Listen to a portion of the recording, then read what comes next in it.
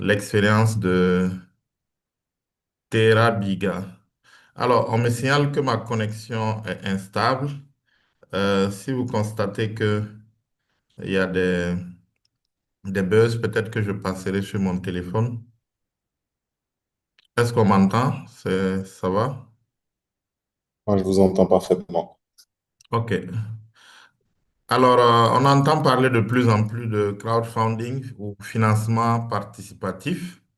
Alors, aujourd'hui, nous allons explorer ensemble comment ce financement participatif peut devenir un levier de développement pour les jeunes entreprises, les projets communautaires et les innovations locales. Merci à vous qui nous suivez en direct. N'hésitez pas à réagir dans le chat pour poser des questions ou partager le lien toujours autour de vous pour que les gens puissent se connecter assez rapidement parce que je pense que c'est un sujet assez intéressant, assez novateur et intéressant pour la population. Alors, je rappelle aussi que cette session est enregistrée et sera republiée, sinon repartagée sur le Faso Digital. Alors, pour présenter le cadre, permettez-moi de dire quelques mots sur notre invité du jour. Alors, c'est un entrepreneur visionnaire et un acteur engagé de la transformation digitale et économique du Burkina. Il est le chef exécutif de Terra Invest SA, société qui a fondé pour promouvoir des solutions d'investissement et de financement innovantes au service du développement local. Convaincu que l'avenir du financement en Afrique réside dans la mobilisation communautaire et la transparence, il est l'initiateur de la plateforme Terra Biga, une solution 100% digitale de financement participatif qui permet aux startups, ONG et projets communautaires de mobiliser des ressources directement auprès de leur communauté sans intermédiaire. Sous son leadership, Terrabiga s'est imposé comme initiative pionnière du financement endogène, combinant innovation technologique, inclusion financière et impact social. La plateforme a déjà permis de mobiliser des millions de francs CFA au profit de projets locaux, démontrant ainsi la puissance de la solidarité numérique, comme je peux l'appeler. Entrepreneur passionné, Batiana Nakro, puisque c'est de lui qu'il s'agit, milite pour une économie africaine plus autonome, bâtie sur la confiance, la collaboration et la valorisation du potentiel local. Son parcours illustre parfaitement la rencontre entre innovation, engagement social et leadership africain. Monsieur Nakro, merci d'avoir accepté cette invitation.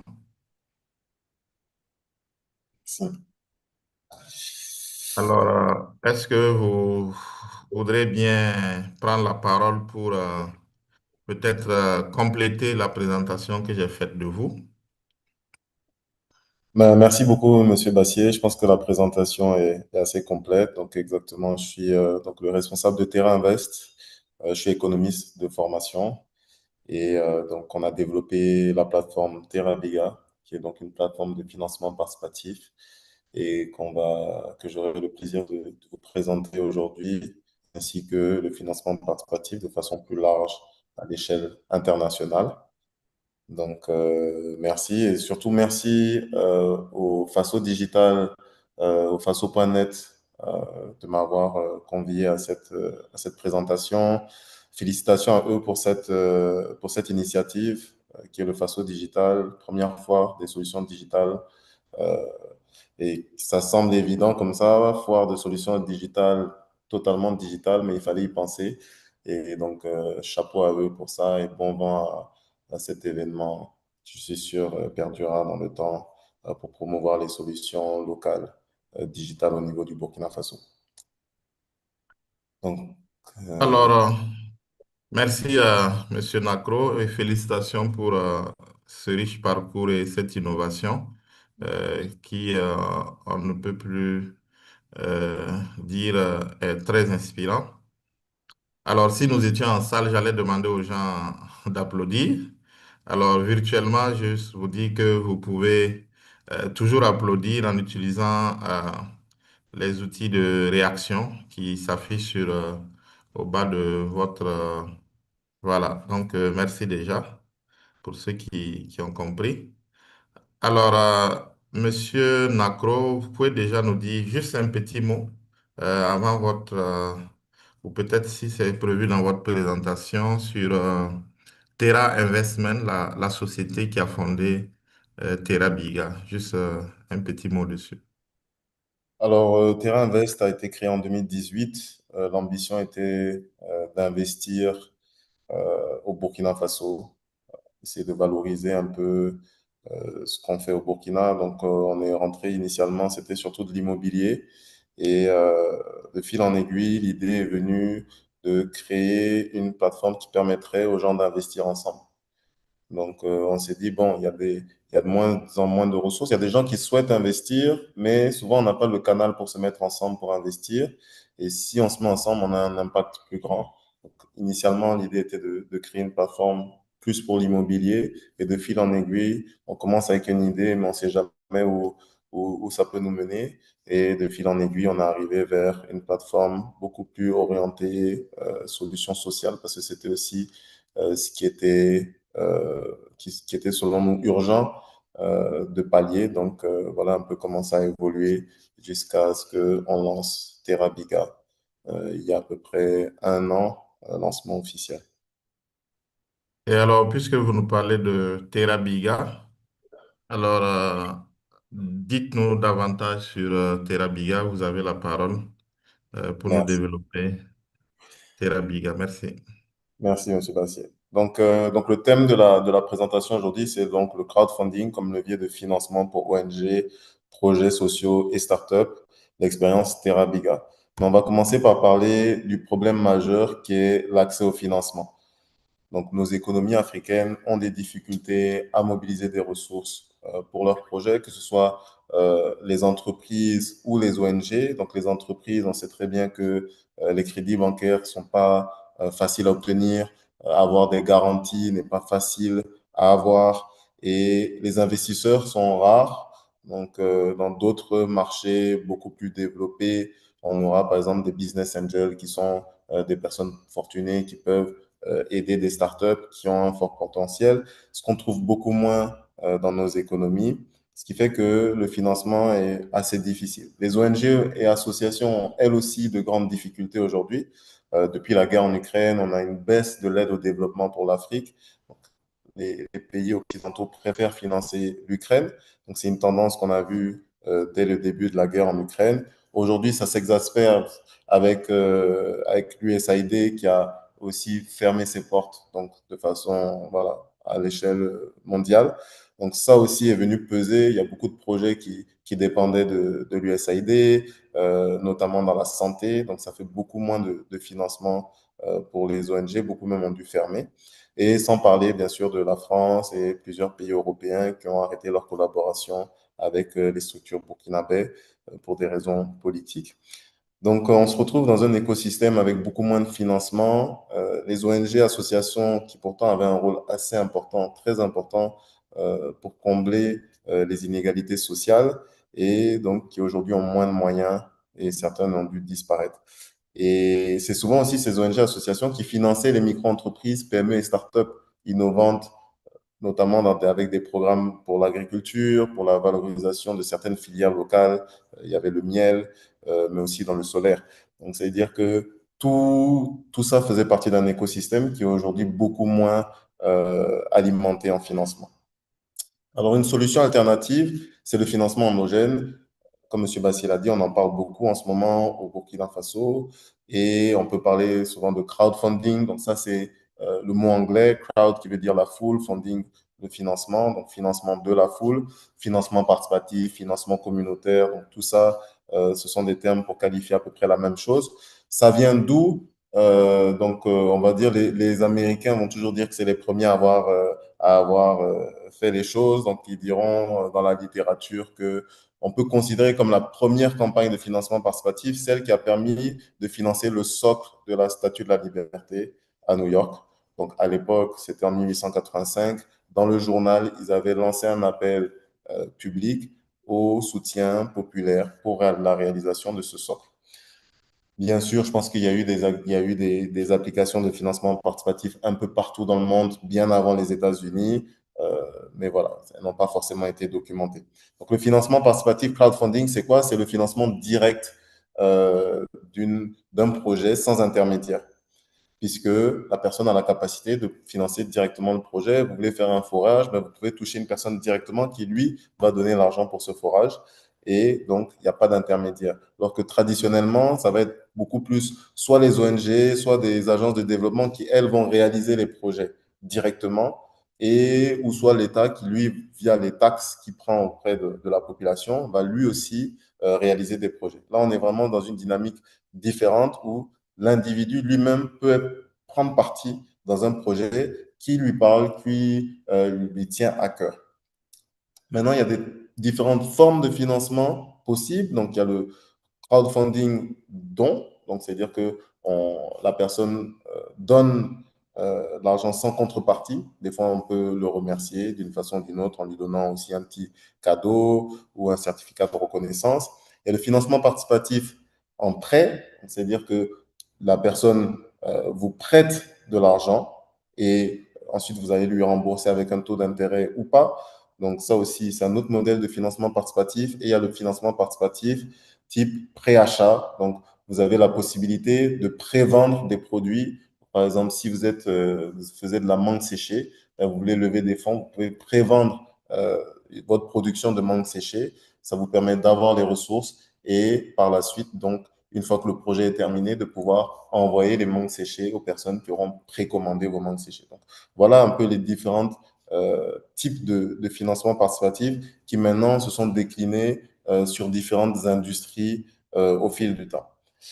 C'est une révolution numérique transparente, l'avènement des plateformes digitales de crowdfunding, puisque au final, le financement participatif, il n'y a rien de nouveau. Les gens contribuent ensemble à la réalisation de projets, c'est vieux comme le monde, mais l'avènement des plateformes digitales a quand même changé la donne et rendu plus accessible le financement participatif à l'échelle internationale. Aujourd'hui, une plateforme digitale, elle est accessible partout dans le monde, que vous soyez en Asie, en France, en Chine, en Amérique, vous pouvez contribuer à un projet. Vous pouvez entendre parler de ce projet. Peut-être avant, il y avait des projets qui se réalisaient, mais vous n'étiez pas au courant. Le fait qu'on passe dans un format digital permet aujourd'hui d'avoir un écho plus large avec le financement participatif. Ici, je vous ai mis donc un aperçu d'une campagne qui est sur une plateforme leader mondiale du financement participatif qui s'appelle GoFundMe. Et cette campagne a été lancée par des ressortissants burkinabés basés aux États-Unis. Donc, comme vous le voyez, la présentation d'une campagne, c'est assez simple. Il y a le titre de la campagne. Donc là, l'objectif, c'est il y a un Américain qui a 275 000 dollars d'équipements médicaux et qui souhaite les donner, qui souhaite les envoyer au Burkina Faso. Il les a déjà remis à la communauté burkinabé. Et maintenant, la campagne que les Burkinabés ont lancée, c'est celle pour financer l'envoi du matériel au Burkina. Donc, on peut mettre une photo pour expliquer le projet, on peut mettre une vidéo, on a le descriptif du projet, quel est l'objectif. Il y a le montant qui doit être mobilisé. Donc là, ils cherchent à mobiliser 8 000 dollars. Ils ont déjà mobilisé 400 dollars. Et on a la liste des personnes qui ont contribué jusqu'à date, avec la possibilité de partager sur les réseaux sociaux. C'est aussi la force du digital, c'est ça, c'est qu'aujourd'hui, comme je le disais, on peut communiquer à l'échelle internationale. Donc, en un partage, tout votre réseau Facebook, TikTok, Instagram est au courant de l'initiative et donc peuvent eux aussi s'engager si c'est un projet qui leur parle.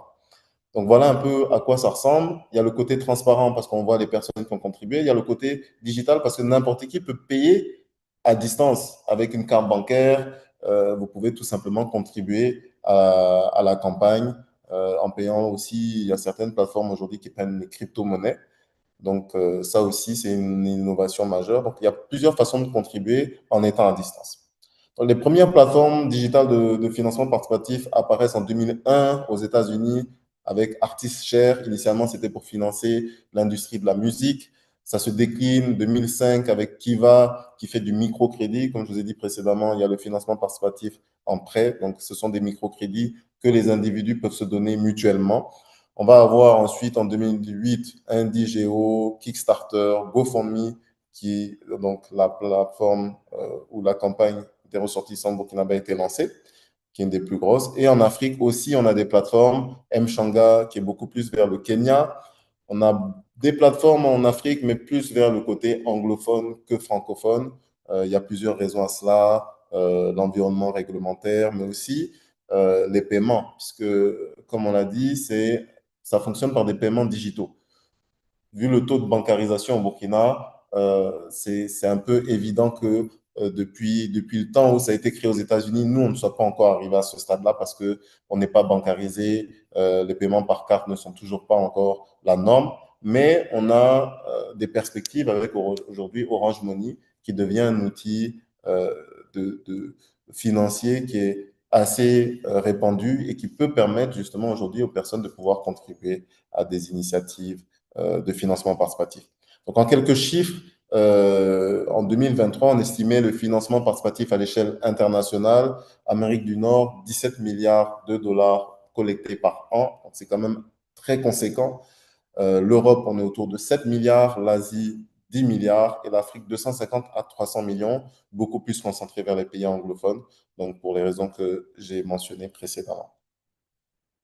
Alors, de façon schématique, c'est très simple. Vous avez un porteur de projet qui a la possibilité de mettre son projet sur une plateforme et d'avoir des donateurs qui vont contribuer ou des investisseurs.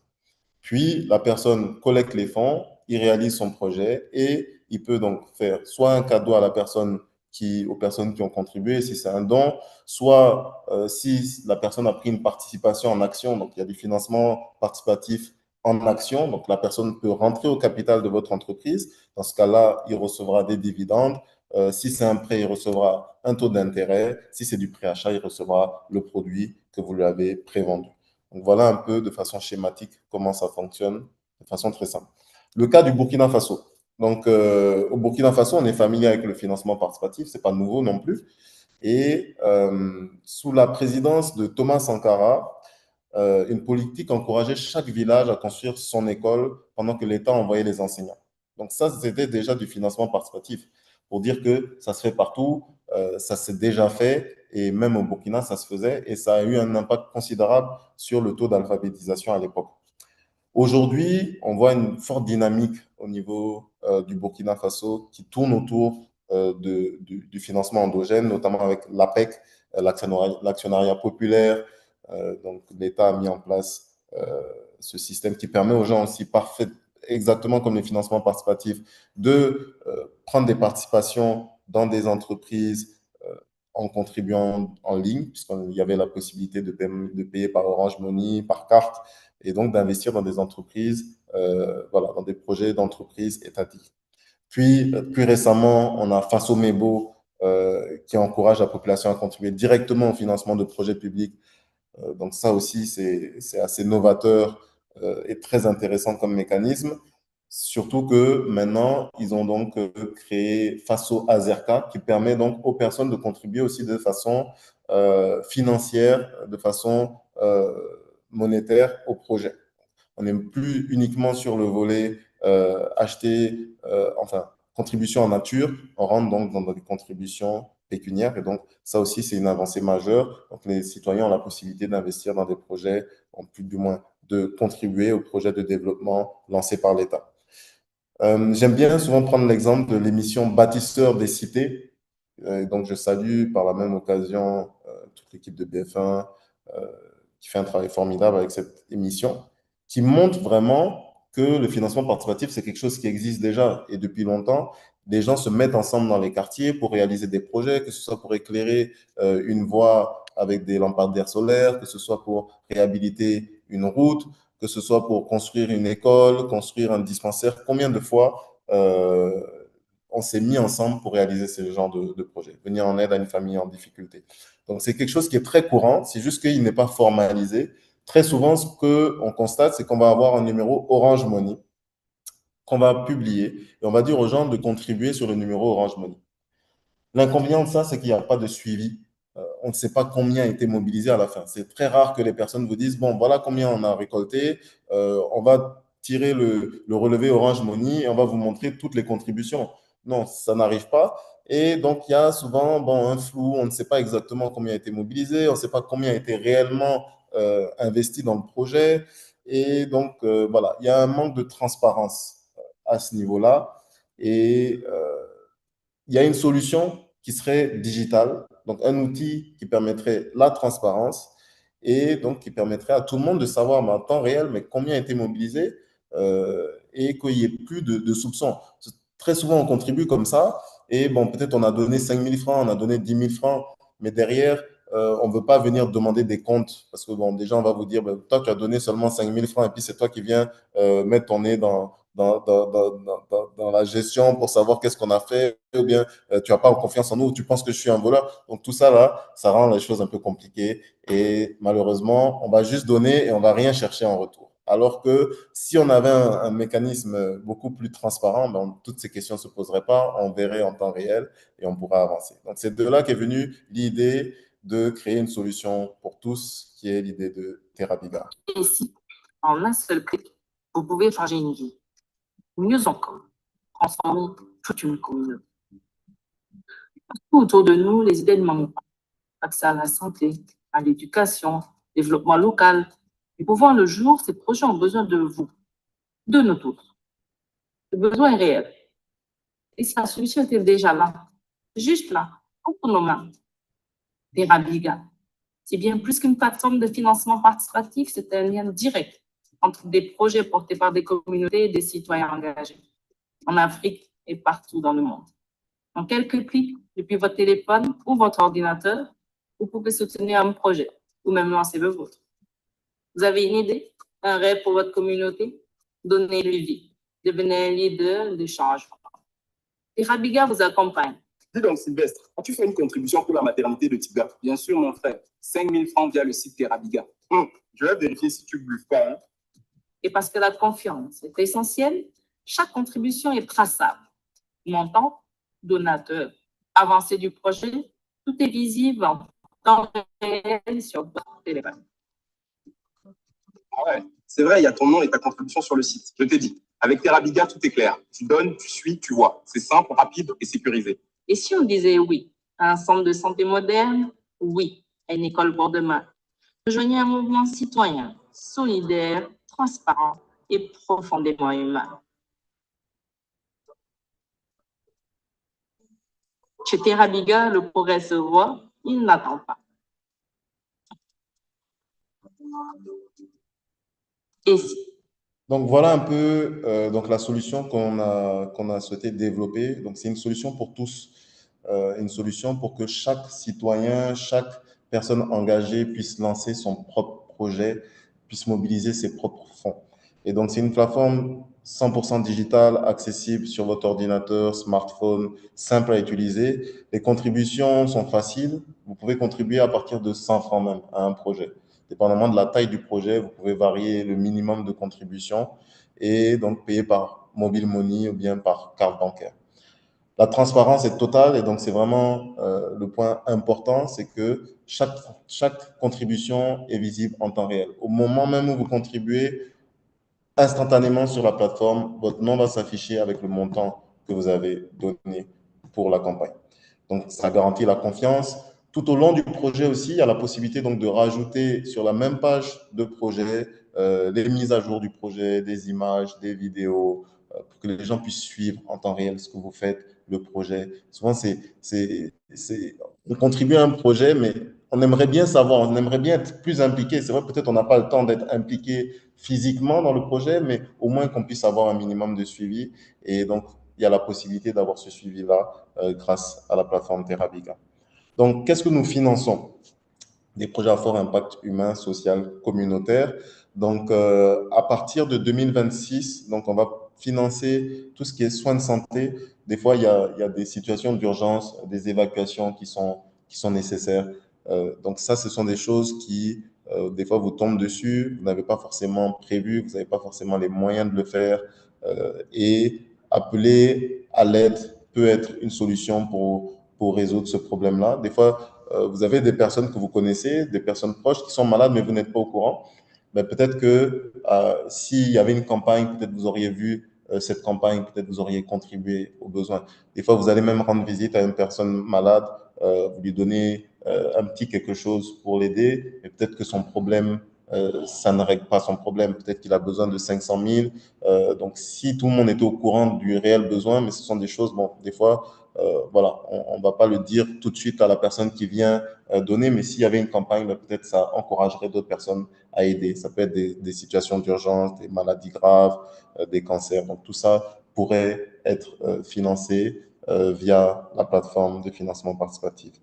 Donc, il y a aussi le financement des projets associatifs et des ONG, donc construction de forages, tous les projets communautaires qu'on peut voir au travers de l'émission Bâtisseurs des cités, autonomisation des femmes, protection de l'environnement. On peut planter, faire une campagne de plantation d'arbres. Il faut acheter les arbres, il faut acheter les protections. Donc, tout ça peut passer par une plateforme transparente qui permet de voir exactement ce que tout le monde a contribué. Il y a aussi le cofinancement pour ONG et institutions de développement. Donc, on est souvent dans la dynamique où lorsqu'on met en place un projet, on aimerait bien que les gens puissent contribuer, la population locale puisse contribuer aussi. C'est un gage de suivi, d'entretien des infrastructures à long terme. Donc, si aujourd'hui, une institution de développement veut lancer un projet et dit, bon, moi, je finance 80%, mais il faut que 20% viennent de la population. Mais pour que la population soit en mesure de bien s'organiser, eh ben, ils peuvent lancer une campagne pour mobiliser le reste en disant, voilà, aujourd'hui, on a un partenaire qui est prêt à nous accompagner, ils sont prêts à financer tant, on a besoin du reste, chacun n'a qu'à se mobiliser jusqu'à ce qu'on atteigne notre objectif. Puis, le préachat de produits. Donc, comme je disais précédemment, imaginons que vous avez une unité de séchage de noix de cajou. Voilà, vous souhaitez l'agrandir. Eh vous pouvez prévendre des paquets de noix de cajou avec un mot de remerciement et mobiliser des ressources pour l'amélioration de votre infrastructure. Puis maintenant, une fois que ce sera terminé, envoyer les noix de cajou aux personnes qui vous auront soutenu. Donc, voilà un peu comment ça peut fonctionner. Ce sont des mécanismes qui fonctionnent déjà même pour les startups, PME. Très souvent, quelqu'un va venir vous voir, dire, ah, bon, est-ce que tu peux me donner temps pour réaliser un projet?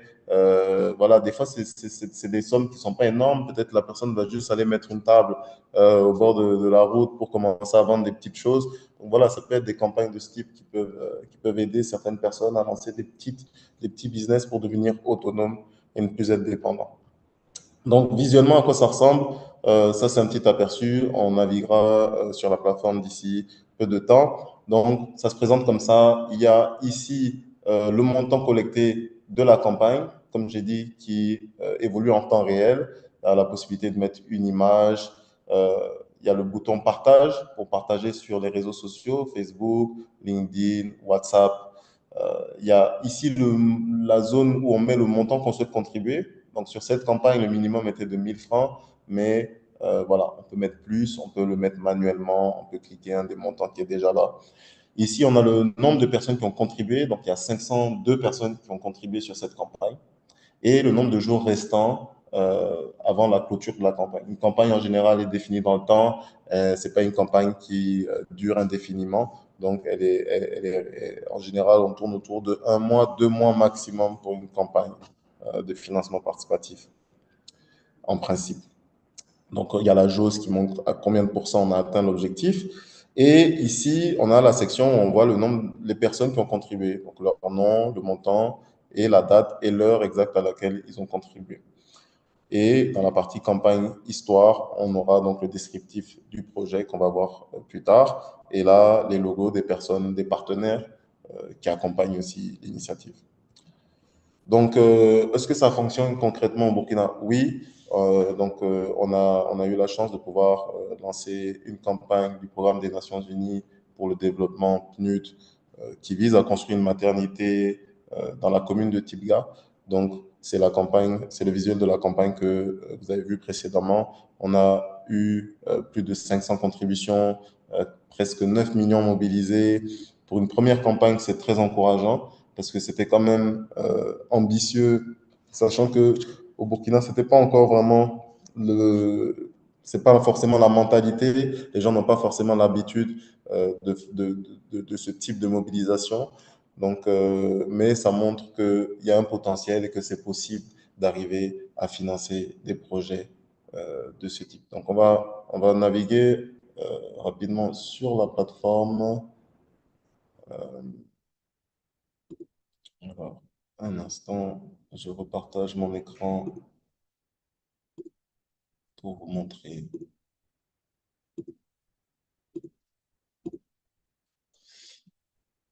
Donc, en principe, vous voyez mon écran. Donc, voilà à quoi ça ressemble, une campagne avec les images. On peut mettre tout type d'images. On a la possibilité de mettre une vidéo donc, qui présente le projet. Vous avez donc, comme j'ai dit, le montant collecté, le nombre de personnes qui ont contribué, le nombre de jours restants, la possibilité de mettre un montant, le taper manuellement, on va mettre 1 million, voilà. Et donc, avec la possibilité de partager sur les réseaux sociaux en cliquant sur les logos qui sont là, les partenaires. Donc, comme je disais, vous avez la possibilité d'avoir donc, le descriptif du projet, vous expliquer de quoi il s'agit, qui sont les parties prenantes. Il y a la possibilité de mettre des images pour illustrer. Donc, ce projet, par exemple, c'est une maternité qui sera. Les plans ont été réalisés par l'architecte Francis Quéré. Et donc, comme je disais, donc, ici, on remercie les contributeurs avec un certificat digital de contribution. Donc, chaque contributeur a reçu un certificat digital de remerciement qui est signé par le PDS. Il y a une plaque commémorative qui sera placée sur les lieux avec le nom de toutes les personnes qui ont contribué. Et on avait aussi, on était en partenariat avec la Fondation Edmond Tapsoba qui a signé quelques maillots qui nous ont été offerts par Tovio, qu'on a pu distribuer à certaines personnes qui ont contribué via un quiz qu'on avait organisé. Donc là, vous avez la liste de toutes les personnes qui ont contribué donc depuis le début du projet. Donc, ce qui montre la transparence. Il y a la possibilité d'être anonyme. Comme vous le voyez ici, il y a des anonymes qui ont contribué. Donc voilà, c'est aussi, si vous voulez donner, que personne ne sache que c'est vous qui avez donné, si vous devez de l'argent à quelqu'un, mais vous voulez quand même donner, vous ne voulez pas qu'il sache que vous avez donné, voilà, vous pouvez aussi contribuer en toute anonymat. Donc voilà un peu pour la campagne. Une fois que vous voulez contribuer, vous cliquez donc sur investir, parce que nous, on voit ça comme de l'investissement, puisqu'on investit dans le développement. Donc il y a un petit formulaire, nom, prénom, pays de résidence, ville de résidence, numéro WhatsApp. Le mail est facultatif. Et ensuite, comme je disais ici, me rendre anonyme ou pas. Et ensuite, on peut tout simplement faire la contribution par Orange Money, carte bancaire, et voilà, tout simplement, le processus est assez simple. On est en train de préparer aussi un processus qui permettra aux gens de contribuer, même sans Internet, sans passer par la plateforme, parce qu'on connaît aussi les réalités de certaines localités en termes d'accès à Internet. Donc, je vais repasser sur la présentation.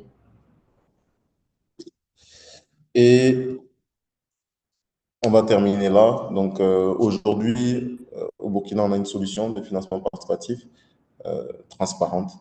Et aujourd'hui, je pense que si une personne sérieuse veut lancer un projet et collecter des fonds via un numéro Orange Money, je pense qu'il est préférable de passer par un moyen plus transparent. Ça permet aussi d'avoir plus de personnes qui contribuent parce que ben, il y a un mécanisme voilà, qui est derrière. Il y a une équipe aussi derrière. Nous, on est là aussi pour vérifier les projets, pour les valider et pour s'assurer que les projets qui apparaissent sur la plateforme sont des projets sérieux et portés par des personnes sérieuses. Donc voilà un peu Terra Biga, ce qu'on fait et les perspectives pour le financement participatif au Burkina Faso. Merci à tous pour votre attention.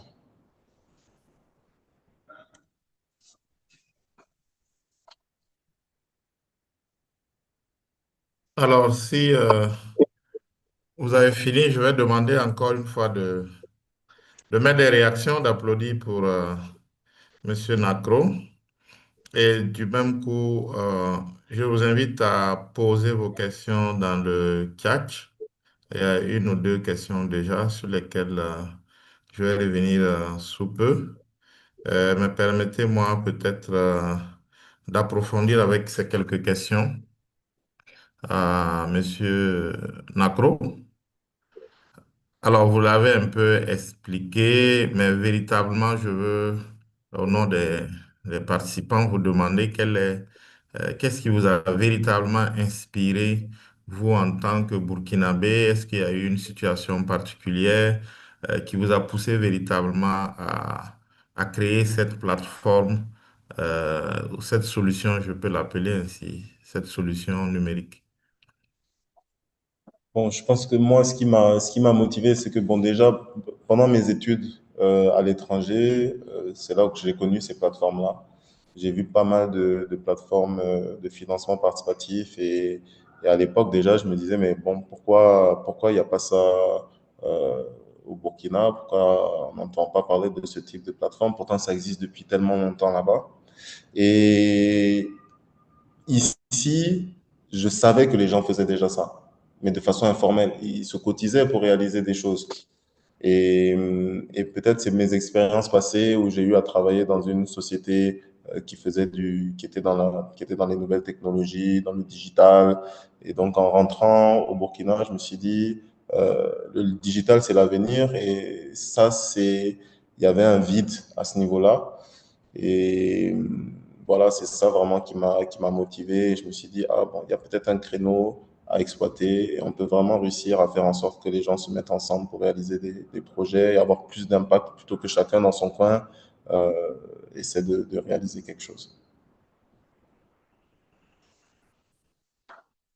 Ok, donc un peu du parcours, un peu de philanthropie. Deuxième question, bon, vous avez un peu abordé un peu le crowdfunding par rapport un peu à ce qui est en place au Burkina et ce qui a été toujours porté par mon parent Bado, l'actionnariat populaire. Véritablement, quelle différence on peut faire ou quelle similitude aussi on peut faire avec l'actionnariat populaire, parlant du crowdfunding? Donc, on va dire que dans le modèle actuel de l'actionnariat populaire, c'est très similaire parce qu'ils ont créé une plateforme. Donc, déjà, il y a le côté digital qui permet donc aux gens de contribuer même à distance euh, et acheter des actions. Donc, c'est du crowdfunding equity. Donc, on rentre au capital d'une entreprise. Donc, ça, c'est quelque chose que dans l'UEMOA, il est très difficile de faire si on n'est pas un État. Donc, on ne peut pas faire la communication comme ça d'un projet d'actionnariat populaire si on n'a pas un certain nombre d'agréments. Donc, le processus est beaucoup plus complexe et donc c'est une bonne chose que le gouvernement ait lancé ça aussi. Ça permet donc, ça ramène quelque chose de neuf aussi sur le marché. Mais voilà, donc c'est vraiment du financement participatif par action. Donc oui, voilà les similitudes. C'est tout à fait ça. Ok, merci.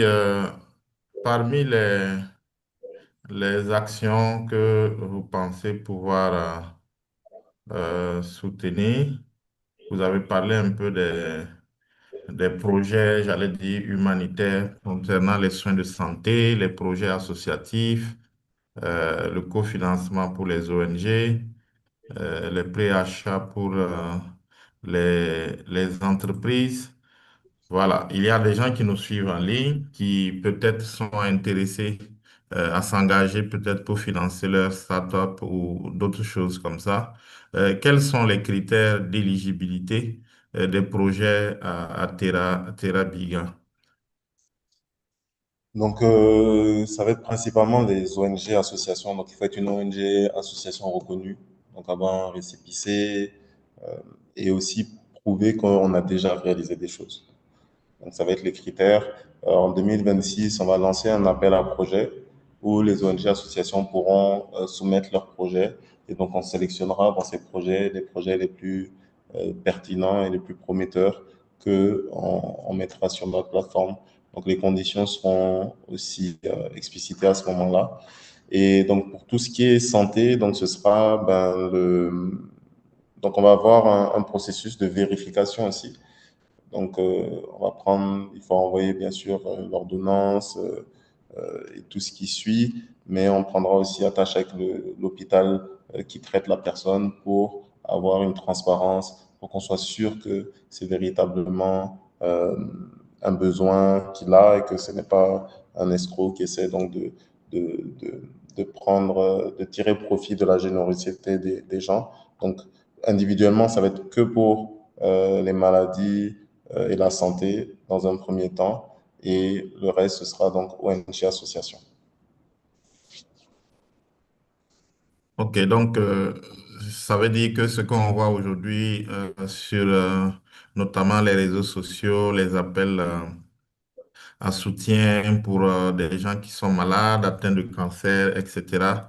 Est-ce que c'est des gens qui peuvent venir aujourd'hui vers vous et vous pouvez prendre ça en charge sous réserve de ce que vous avez dit, de vérifier que c'est vraiment vérifié, c'est pas des escrocs qui sont derrière. Exact, exact. Donc, ces personnes-là pourront s'approcher de nous. Donc, on va lancer ce programme-là aussi en 2026 pour tout ce qui est santé. Donc, ils pourront effectivement prendre attache avec nous pour lancer des campagnes santé. Alors, je vois que l'administrateur a mis en ligne une image. Si c'est pour annoncer le prochain euh, masterclass, c'est bien, sinon, ce serait bien de l'enlever. Je poursuis toujours avec mes questions pour éclaircir. Je pense que véritablement, ce qui nous épate à travers Terrabiga, c'est vraiment la garantie de transparence, la confiance que les contributeurs peuvent avoir. Est-ce que vous pouvez nous dire aussi qu'est-ce qui est fait pour la protection des données à caractère personnel? Parce qu'il y a cette ambivalence entre la transparence qu'on veut donner et aussi, est-ce que parfois, par exemple, des gens qui ne veulent pas, qui veulent souscrire à des projets humanitaires, qui veulent donner des contributions, qui ne veulent pas s'afficher, il y a cette possibilité. Ça, c'est un pan. Et deuxièmement, les données à caractère personnel, comment vous les gérez à travers Terrabiga. Donc, pour tout ce qui est donné à caractère personnel, donc on se conforme à la réglementation en vigueur. Et donc, les données ne sont pas utilisées à d'autres fins que pour remercier les personnes qui ont contribué. Donc, on ne vend pas les données des personnes qui contribuent. On prend le minimum de données possible, surtout que là, on est dans une formule de don.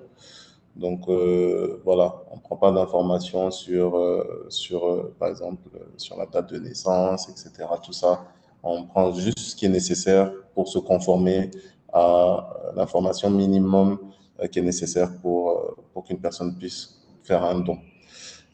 Effectivement, il y a la possibilité donc d'être anonyme lorsqu'on fait une contribution, qu'on ne sache pas que c'est nous qui avons contribué. Donc, il y a cette option qui a été mise en place, donc qui permet donc voilà l'anonymat total lorsqu'une personne contribue. Et pour tout ce qui est données financières, donc on utilise la solution locale LiquidCash pour tout ce qui est gestion des paiements. Et donc des données liées aux paiements ne sont pas gérées par Terrabiga lui-même, par la plateforme. C'est externalisé chez un partenaire qui a, qui a- on va dire, qui a fait ses preuves, puisque c'est aussi LiquidCash qui est utilisé pour la PEC. Donc, donc ça aussi, ça garantit la protection des données euh, financières des personnes qui contribuent.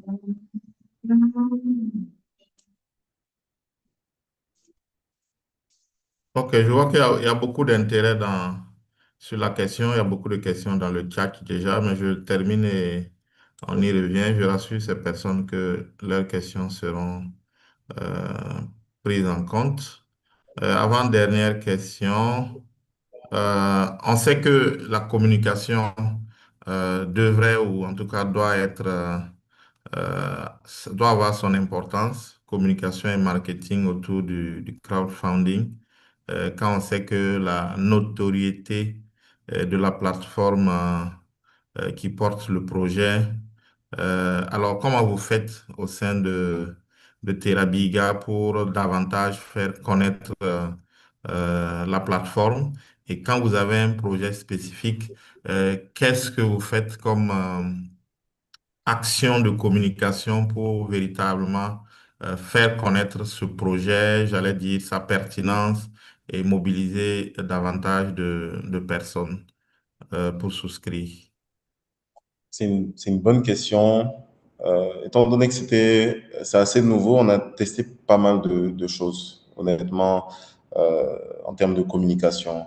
On a, par exemple, pour la dernière campagne, celle de Tivga, on a organisé des webinaires en ligne avec des experts pour parler santé.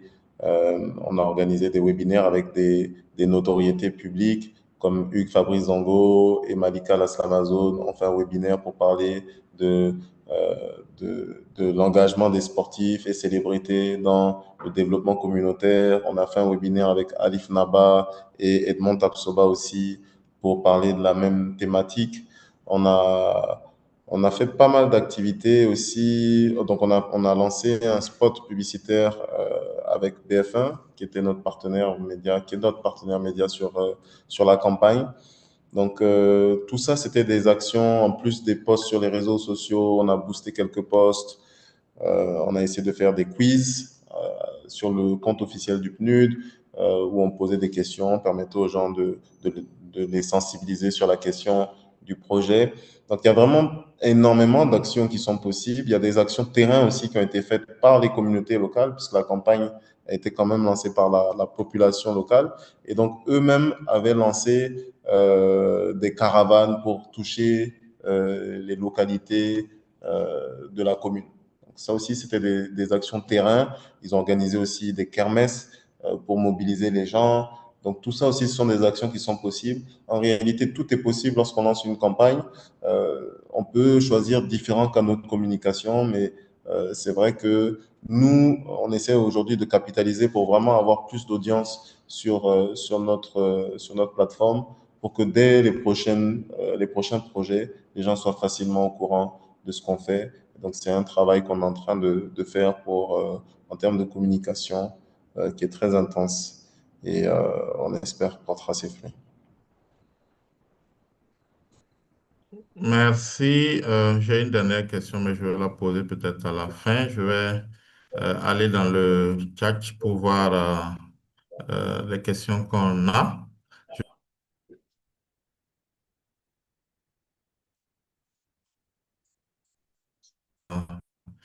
On a encore, je crois, 45 minutes devant nous. Est-ce qu'il voudrait bien prendre la parole pour poser sa question de vive voix? Sinon, je vais transmettre. Monsieur Ousmane? Oui, bonjour à tous et merci beaucoup pour cette bonne présentation sur le plan. Donc, ma première question est de savoir comment en fait les réglementations financières. Bon, c'est vrai que j'ai pris le cas de la France, mais bon, les réglementations financières, par exemple, dans le cas de la personne, autour du crowdfunding, comment elles peuvent façonner l'avenir des financements des startups. Parce que déjà, je pense que vous avez fait ça Mal à déjà, entendre. Excusez-moi, j'ai du mal à entendre. Je ne sais pas si M. Bassier arrive à entendre. voilà, je pense que c'est médias. Désolé, j'ai été interrompu sur mon... Alors moi, j'ai du mal à entendre la question. Le micro est peut-être un peu loin. Vous m'entendez? Oui, faiblement. Mais allez-y. Essayez de... Ok, donc ça, ça va maintenant? Oui, ça va un peu mieux, oui. Allez-y. Allô? Oui. Ok, donc j'étais en train de demander si, euh, c'est vrai que j'ai pris le cas de la France, mais bon, pour les différentes réglementations financières de Burkina Faso, comment en fait le crowdfunding peut bien faciliter l'avenir des financements et des startups. Par exemple, vous l'avez bien cité, c'est très compliqué, et surtout dans nos pays, parce que bon, les pays francophones n'ont pas un cadre juridique qui est tellement adapté au crowdfunding. C'est maintenant que le cadre juridique est en train de se former pour les startups. Mais comment on peut travailler à façonner en fait, le cadre juridique pour aussi faciliter la réglementation financière? Oui, merci beaucoup pour la question, Monsieur Sanon. Donc, c'est une question très pertinente qui, malheureusement, depuis plusieurs années, est au statu quo. Euh, donc, il n'y a pas de réglementation, il n'y a pas de cadre clair sur le financement participatif. Euh, Comme vous l'avez dit, comme on a en France l'AMF, l'autorité des marchés financiers. Euh, Au Burkina, on est régi, donc on fait partie de la zone UEMOA, donc c'est la BCAO qui prend ces genres de décisions. Ils sont au courant du financement participatif, mais n'ont pas légiféré dessus. Donc le financement participatif, pour tout ce qui est equity, rentre dans le champ de la mobilisation de l'épargne publique. Donc, qui dit mobilisation de l'épargne publique dit qu'il faut justement un cachet de l'AMF. Donc, on ne peut pas se lever, mettre sur les réseaux sociaux qu'on vend des actions de sa start-up ou de son entreprise sans qu'il y ait ce cachet de l'AMF avant. Donc, ça rend très compliqué la chose. Beaucoup de personnes ne peuvent pas le faire directement. Ils vont devoir passer par un intermédiaire. C'est cet intermédiaire doit avoir une licence qui est très coûteuse. Donc, c'est vrai que ça, notre écosystème est ralenti par le manque de réglementation et de décision des marchés de la BCAO de vraiment créer un cadre favorable pour ça. Mais on a bon espoir que d'ici là, ça puisse évoluer. Surtout si aujourd'hui, il y a des plateformes qui se créent dans le volet dons, donc des plateformes qui ne font pas exactement ça, mais peut-être qu'ils vont attirer leur attention sur le fait qu'il faut qu'ils se prononcent aussi sur la question du financement participatif equity et que les choses bougent. Je ne sais pas si j'ai répondu à la question en totalité. N'hésitez pas. Monsieur Sanon, vous êtes satisfait? Je pense que vous aviez une deuxième question. Non, en fait, j'ai combiné les questions Les pour deux. Ok, essayer de on va comprendre. y aller, hein. Je crois que après vous, il y a, je vois AY. Je ne sais pas si c'est un monsieur ou c'est une dame. Si elle veut parler, sinon je pose sa question. Vu on n'a pas beaucoup de questions, donc je peux permettre aux gens de s'exprimer. Alors là, Allô, bonjour. vous y allez? Ok, allez-y. Bonjour. Donc, félicitations pour la brillante présentation. C'est un excellent projet pour nos pays. Voilà, donc ma question, en fait, c'est de savoir comment Vous pouvez vous présenter? Vous pouvez vous présenter comme on voit AY. Oui, excusez-moi, en fait, j'ai arrondi, effectivement. C'est Alassane Yaya. Je Ok, suis connecté depuis le Niger, en fait. Ok. super. Bonjour à Niamey. Bonjour, comment ça va? Donc, je disais, c'est une excellente initiative. Franchement, surtout quand on voit les activités Faso Mebo. En fait, je pense que quand même, c'est les initiatives qui vont nous permettre de contrecarrer toutes ces problématiques de financement. Et c'est pourquoi je félicite vraiment, vraiment Terra Biga et bon vent à eux. Donc, ma question, c'était de savoir, en fait, comment est-ce qu'ils se rémunèrent. Je considère quand même qu'ils ont une équipe, qu'ils ont de l'exploitation à gérer, ou bien c'est du bénévolat. Merci. Merci pour la question. C'est une question qui revient souvent. Donc, on a plusieurs modèles de rémunération dépendamment du projet. Donc, ça peut être un pourcentage du montant effectivement levé ou soit des frais de dossier simples. Pour le modèle santé, on va aller sur un modèle qui est totalement gratuit euh, parce que c'est une question qui est un peu plus délicate et donc ce sera un modèle totalement gratuit. Et sur les projets, parce que l'idée du frais de dossier, c'est que bon, déjà, si on a un projet, on doit être le premier à le financer. Si vous avez un projet, vous n'êtes pas prêt à mettre 10 000 francs, 20 000 francs dessus, ben, personne ne mettra ça à votre place. Donc, c'est vraiment le fondement, c'est d'être soi-même prêt à financer son propre projet. Et donc, il y a le pourcentage du montant levé, puisqu'effectivement, il y a des frais aussi de transaction Orange Money, de transaction carte bancaire. Donc, tout ça doit être financé. Et donc, c'est un pourcentage. Donc, en général, le montant qui est sur la campagne prend en compte le pourcentage. Donc, lorsqu'on va définir le montant global du projet, on va dire, bon, si le projet coûte 50 millions, ben, il y aura le montant 51 millions pour les frais de gestion, les frais du projet et tout ça. Donc, voilà un peu comment ça se structure. Merci beaucoup. Merci. Notre ami de Niamey, ça vous va? C'est parfait. Merci beaucoup, vraiment. C'est très clair. Merci beaucoup. Ok, merci. Je poursuis. Euh, je vois Melika Asso Nerwata. Je demande à la personne si elle veut parler directement. Sinon, sa question aussi est simple, je peux la poser. Allez-y si vous nous entendez, sinon. Alors, sa question était de savoir, est-ce qu'une association peut proposer un projet à Terrabiga pour une mobilisation de ressources au profit de communautés? Si cela est possible, comment ce partenariat pourra se concrétiser, pardon. Bon, ça aurait été bien qu'elle nous précise quand elle dit au profit de communauté, c'est quel type de communauté. Oui, je suis Mais bon. là. Ah, Je vous suis êtes là. là? Oui. Ok, allez-y, madame. D'accord. Bonjour à toutes et à tous. Je suis Melika. Présentez-vous. Ok. Ok, D'accord. allez-y. Je suis Melika Zamtako, communicatrice de formation, présidente de l'association Newata. J'ai suivi avec intérêt la communication de Terra Biga et cela m'intéresse vraiment. Par exemple, nous, dans le milieu associatif, nous écrivons des projets, nous mettons en œuvre des projets au profit des communautés. Quand je parle des communautés, je parle des bénéficiaires, peut-être des femmes déplacées internes, des femmes en situation de vulnérabilité.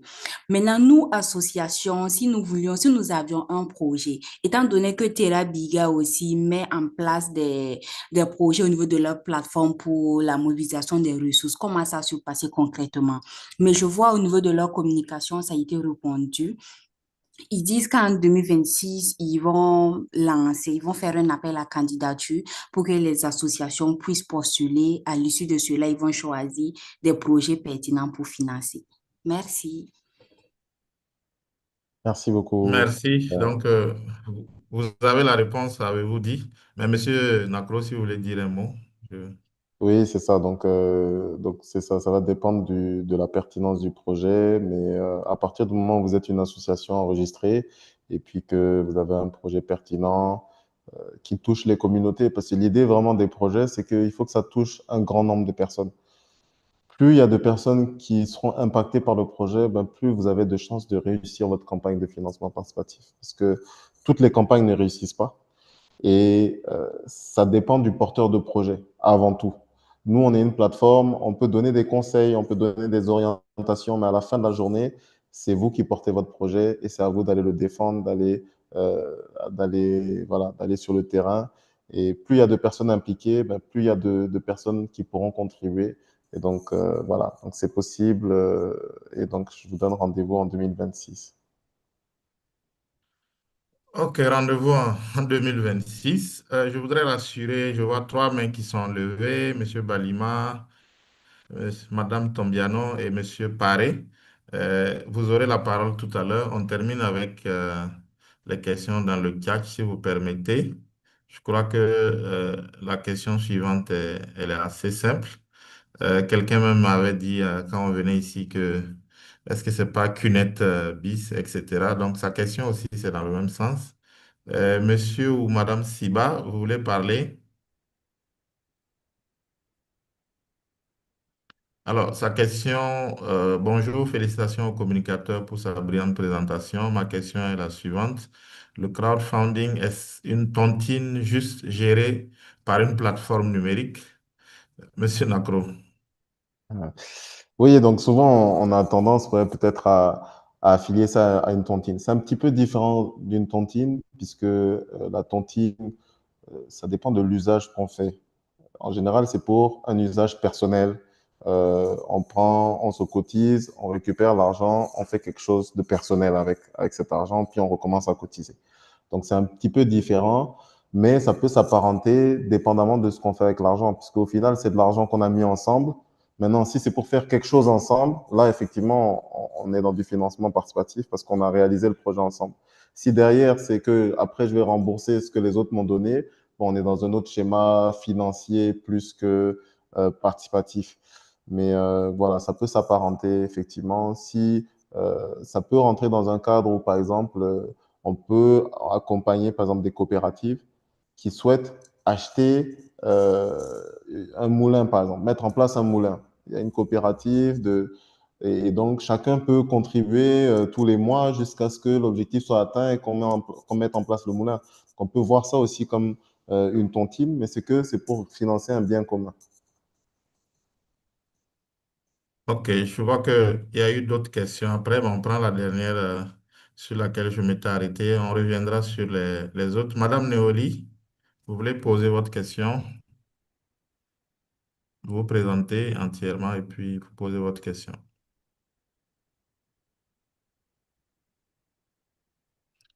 Alors, bonjour et merci pour les différents éclaircissements sur cette initiative très intéressante. Ma première question, c'est de savoir est-ce que l'initiative peut profiter à un particulier qui veut, par exemple, lancer un business parce que j'ai l'impression que l'initiative est plus indiquée pour les projets communautaires. Monsieur Nacro? Donc oui, c'est vrai que ça va dépendre de la nature du business que vous voulez lancer. Euh, mais comme je disais précédemment au début de la présentation, très souvent les ONG faisaient ce rôle-là, justement d'appuyer les micro-entreprises, business innovants. Donc, si vous nous approchez, on vous mettra peut-être en relation avec une association ONG qui peut, elle, appuyer l'entrepreneuriat dans ce volet-là. Et ce sera elle qui vous accompagnera au travers de TerraBiga. Mais vous, directement, pas forcément. Ça va dépendre vraiment du type de business que vous voulez lancer. Ok, je vais donner la parole à ceux qui ont levé la main. Je commence par Monsieur Paré, qui était le premier.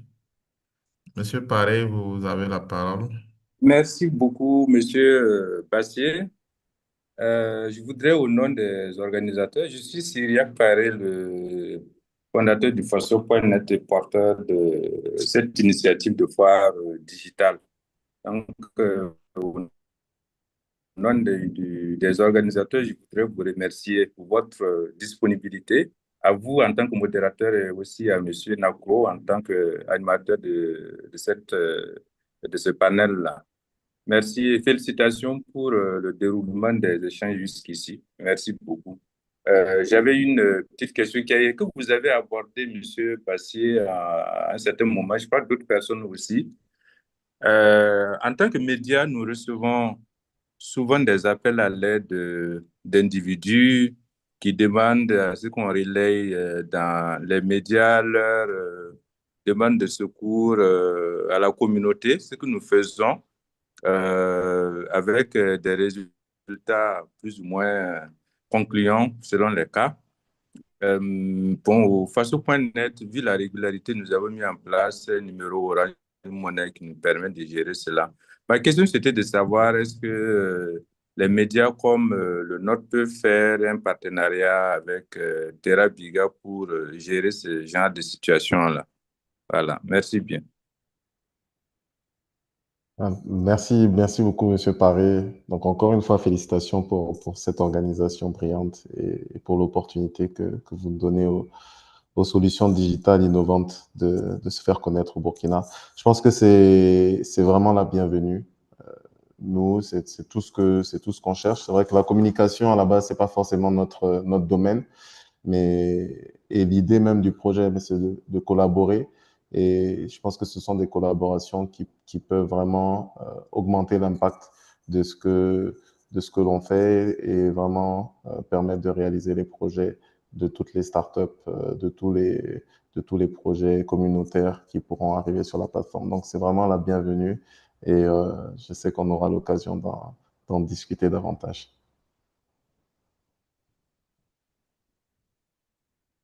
Merci. Je voudrais saisir l'occasion et demander à tous ceux qui nous suivent aujourd'hui, véritablement pour féliciter Monsieur Paré et son équipe pour cette fois.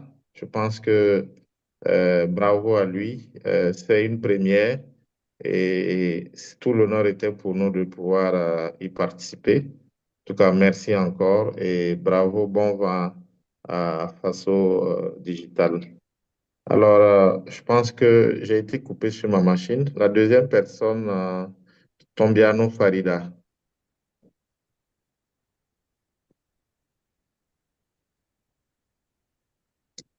Tombiano Farida, vous m'entendez?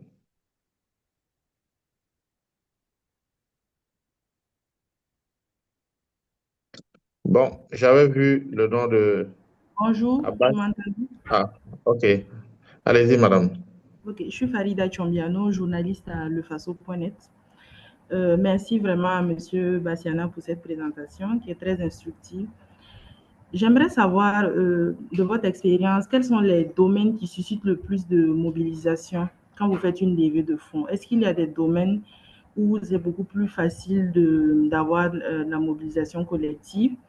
Et aussi, étant donné le manque de connaissances en général, je suppose, sur le crowdfunding au Burkina, est-ce que c'est pas la diaspora qui constitue pour le moment peut-être votre plus grande part de donateurs à Terrabiga? Ce sont mes deux préoccupations. Merci. Donc, très Merci. bien. Merci pour la question, Madame Tiambiano. Donc, je pense que en termes de type de projet, c'est une tendance internationale. Les projets santé sont ceux qui sont le plus facilement finançables parce que ça touche la vie humaine, ça touche la dignité humaine et ça touche tout le monde de voir quelqu'un qui est malade et qui n'arrive pas à financer ses soins. Donc ça, c'est vraiment ce qui fonctionne le plus. Et derrière, après, c'est tous les projets où il y a beaucoup de personnes impliquées. Donc c'est vraiment un facteur. Plus ça touche beaucoup de personnes, un forage qui touche toute une communauté, vous pouvez plus facilement amener les gens de la communauté à contribuer parce que ça sert à tous. Si vous voulez lancer une campagne pour quelque chose qui ne sert à personne, ben forcément, vous serez le seul à contribuer. Donc voilà un peu je pense que c'est la santé qui fonctionne le mieux. Et aujourd'hui, notre base de contribution, elle est plus locale. Et c'était aussi nous notre pari parce que les autres plateformes internationales, donc j'ai parlé de GoFundMe, où il y avait la campagne qui avait été lancée, qui a été lancée par des ressortissants burkinabés aux États-Unis, mais il n'y a pas Orange Money. Donc nous, notre objectif, c'était vraiment de comment on réussit à faire en sorte que localement, les gens contribuent. Et donc, c'est pour ça qu'on a pu intégrer Orange Money, et ce qui fait que les gens contribuent localement via Orange Money. Donc, en termes de nombre et même en termes de volume, sur la campagne TIPGA, c'est plus les ressortissants locaux qui ont contribué que les ressortissants internationaux. Donc ça, c'était pour nous une victoire parce que c'était vraiment l'objectif. On voulait pas que ce soit financé encore une fois par l'extérieur. La diaspora, ils font souvent des projets et vous diront que localement, les gens ne contribuent pas. Donc vraiment, c'était le pari et je pense que le pari a été gagné. On espère que ça va continuer comme ça et que d'une expérience positive en expérience positive, on ait davantage de personnes qui se prêtent au jeu. Merci pour la réponse. Monsieur Abbas Balima.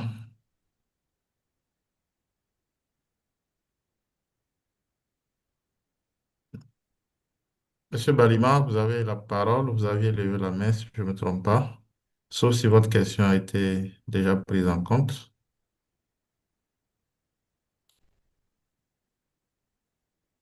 Bon, je ne le vois plus en ligne. Alors, malheureusement, j'ai eu un souci. J'ai dû me reconnecter et je n'ai pas compris, mais je n'ai plus le fil des questions.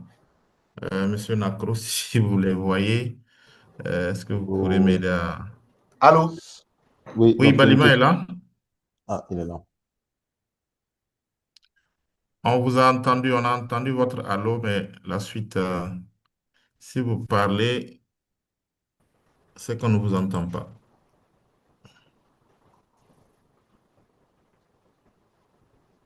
Allô, allô, bonjour. Oui, bonjour. Allô, allô. Allô, on vous entend, allez-y. Je ne sais pas si je suis audible. D'accord, d'accord, ça marche. Merci beaucoup. Bonjour à tous. Félicitations à Monsieur Nacro pour la C'est question à vous. concernant un petit peu le crowdfunding de façon générale. Allô. Allô, oui. Allez-y, je crois qu'on vous entend. Ok, d'accord. Donc, ok. Donc, je disais, j'avais euh, des questions concernant le crowdfunding de façon générale. J'aimerais savoir, Monsieur Nacro, quelle différence fondamentale et éventuellement des similitudes vous faites entre le crowdfunding et la bourse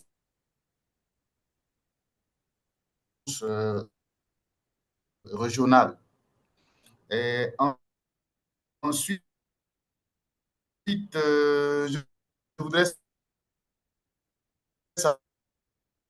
savoir éventuellement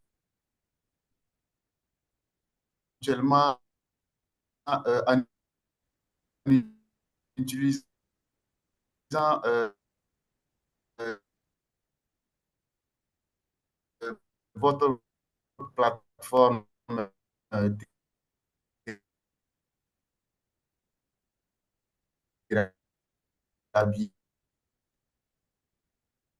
Biga, euh, comment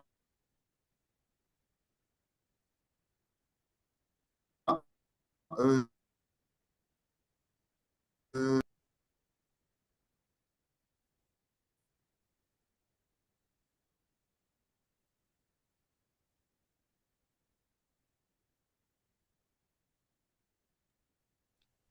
Je ne sais pas si les uns et les autres ont la même difficulté. Ça a été Ouais, pénible pour moi ouais, d'entendre M. Balima.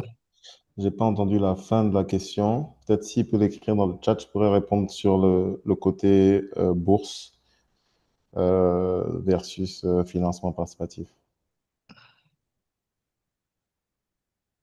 Monsieur Balima, vous poursuivez, vous écrivez un peu dans le chat, mais peut-être allez-y sur ce que vous avez déjà entendu. Voilà. Donc pour la différence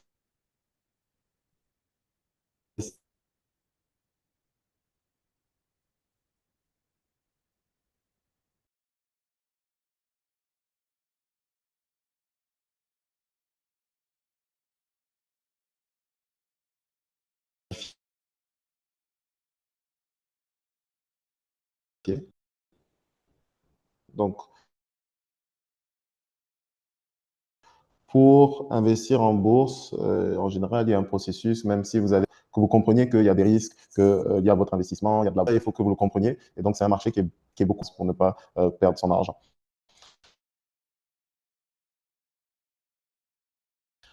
Pour le financement participatif, on est beaucoup plus sur un modèle qui est ouvert à tous et qui n'est pas volatile, puisqu'on n'investit pas dans un marché boursier où ça monte, ça descend. On investit, si c'est sur du crowdfunding equity, on va investir dans une entreprise totalement privée. On rentre au capital et puis bon, maintenant on commence on peut toucher des dividendes de l'entreprise. La bourse permet à un grand nombre de personnes individuellement aussi à pouvoir contribuer, à acheter des actions et tout ça sur les marchés financiers. Donc c'est comme ça que je dirais, c'est comme ça que je verrais la différence et les similitudes. Les deux permettent à beaucoup de personnes de contribuer à un projet ou à une entreprise, plutôt à une entreprise similaire, puisque si c'est la bourse, on parle que d'entreprise, ou soit de matières premières. Voilà, donc ça va être plus voilà. Sur le volet entreprise, effectivement, il y a quelques similitudes, mais le profil des investisseurs est différent.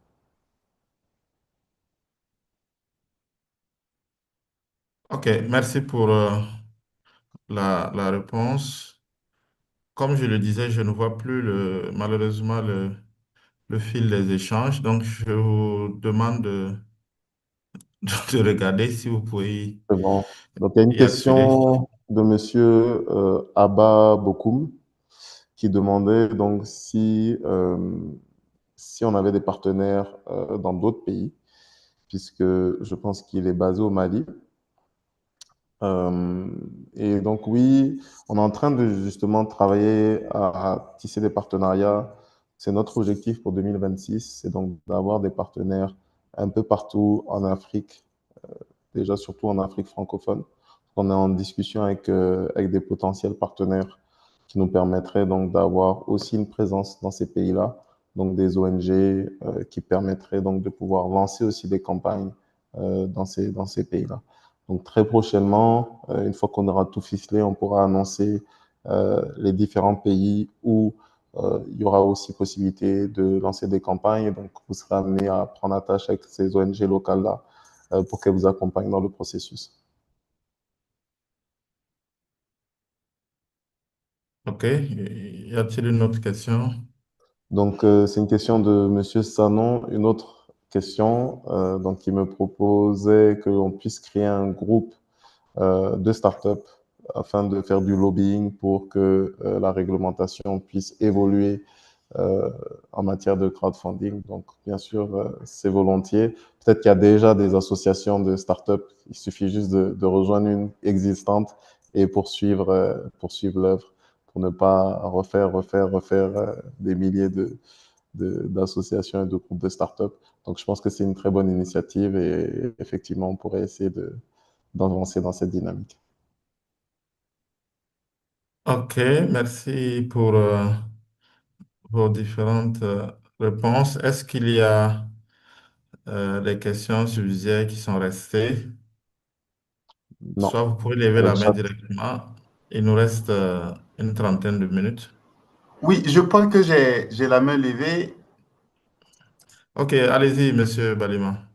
Oui, en fait, j'ai subi un coup de baisse de connexion, donc j'ai eu l'impression que ma question n'a été prise qu'à moitié. Malheureusement, je n'ai même pas pu bien écouter la réponse. Donc, je disais que je vous félicitais déjà pour la présentation et surtout l'opportunité de cet outil technologique-là, parce que je travaille beaucoup dans l'inclusion numérique. Donc, je demandais un petit peu, c'est quoi la différence fondamentale entre le crowdfunding et la bourse? Je pense que vous avez déjà répondu. C'est vrai que je n'ai pas bien pu écouter à cause de la connexion.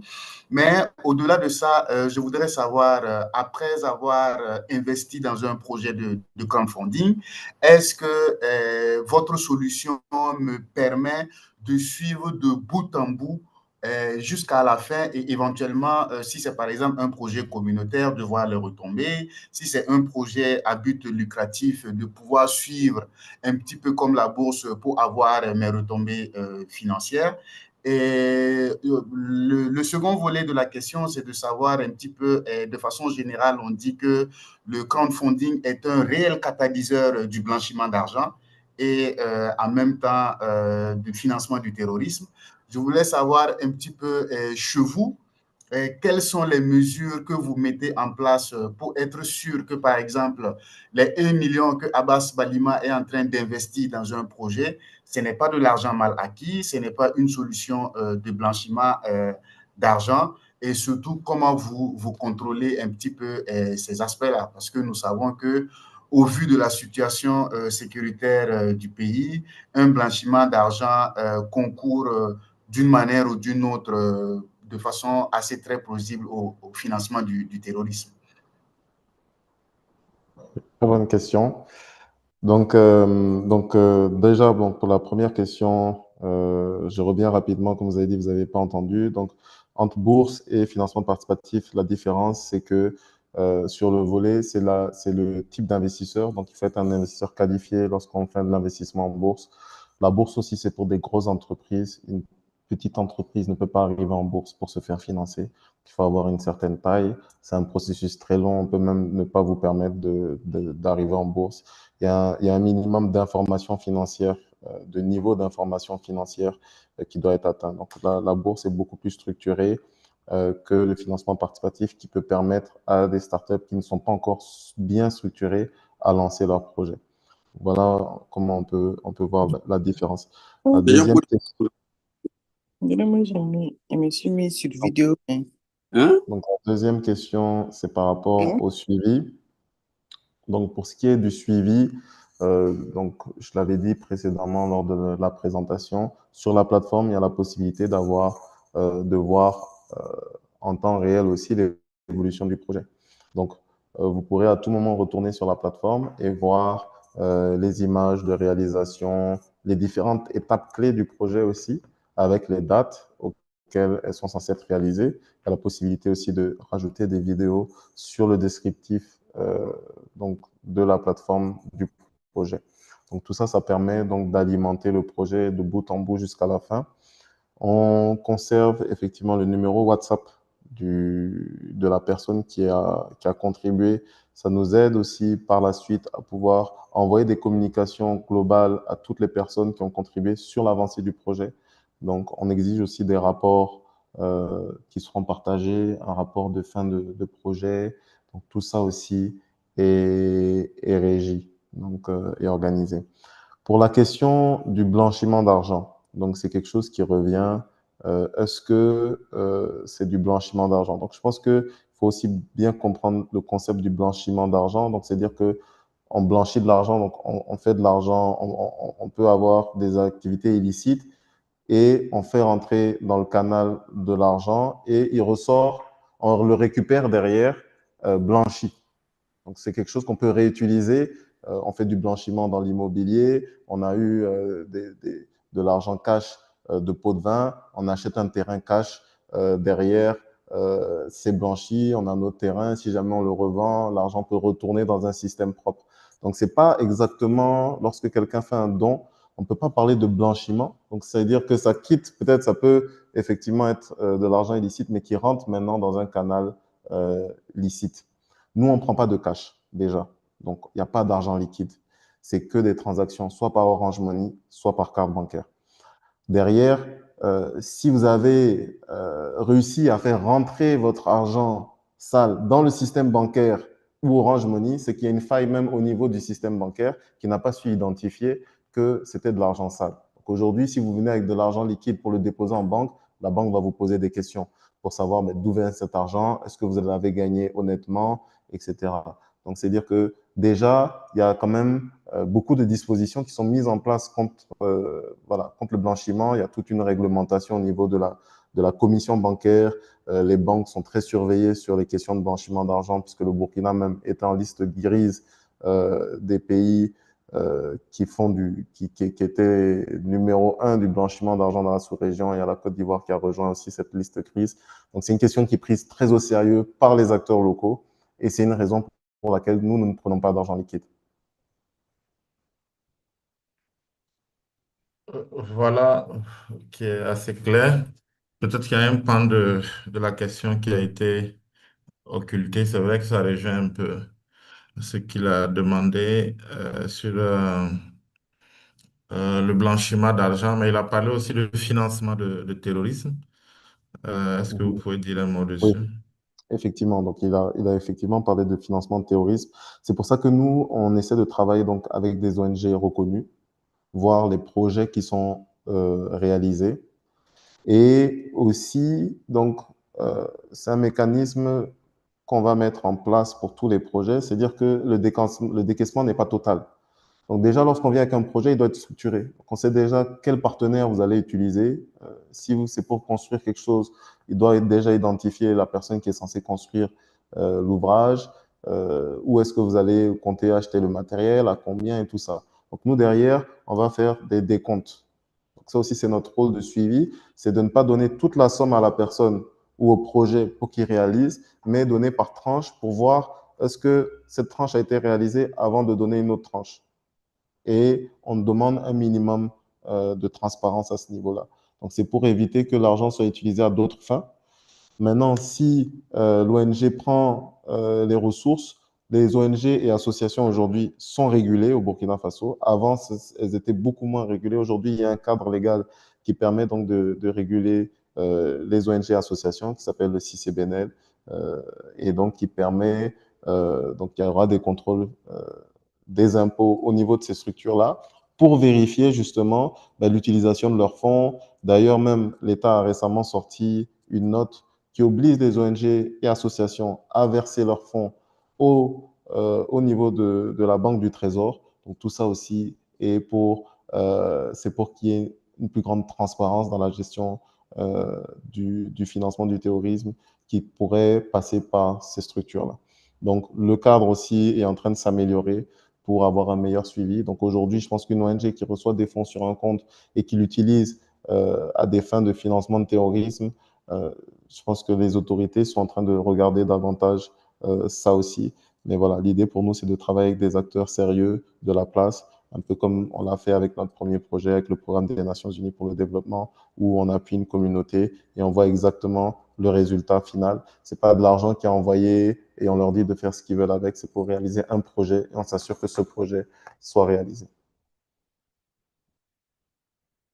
Merci, Monsieur Nacro. Je pense que à travers votre réponse, on a vu que toutes les garanties et garde-fous sont pris pour euh,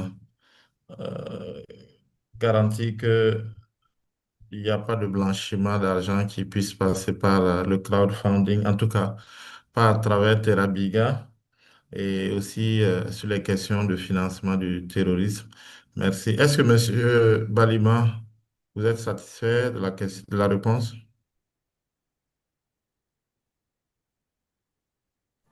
Oui, ça peut aller, il n'y a pas de souci. Merci bien.